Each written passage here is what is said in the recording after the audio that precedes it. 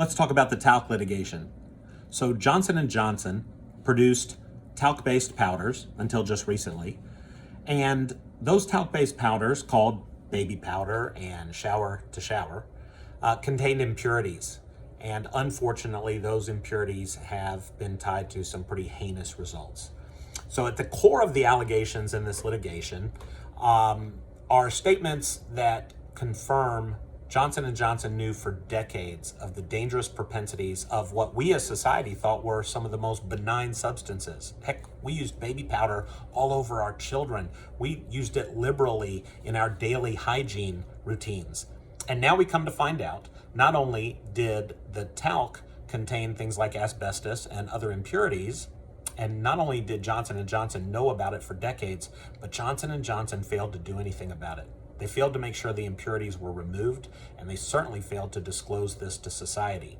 So we're now understanding the impact of this. So some folks, for example, in their employment, inhale powder, and over years and years, unfortunately, as these impurities combine and as these impurities get lodged into the deepest recess of lungs, some folks suffer mesothelioma. That's a type of lung cancer as a result of talc exposure.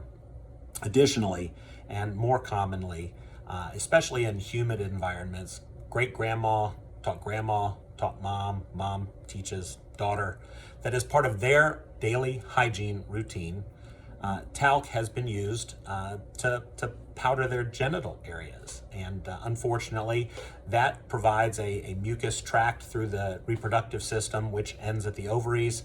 And after an extended period of time, these impurities are now known to cause certain ovarian cancers.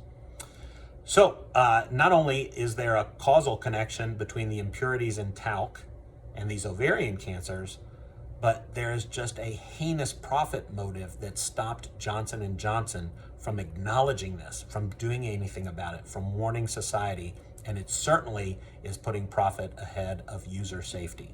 So if someone you know, someone you love, has been diagnosed with mesothelioma after having significant exposure to talc products, or someone you know has been diagnosed with ovarian cancer after having used talc as part of their daily hygiene ritual, I'd be happy to answer your questions. My name is Brett Oppenheimer. I'm an attorney. I can be found at bluegrassinjury.com, and my email address is my first name, Brett, at bluegrassinjury.com. I'll be happy to chat with you at your convenience.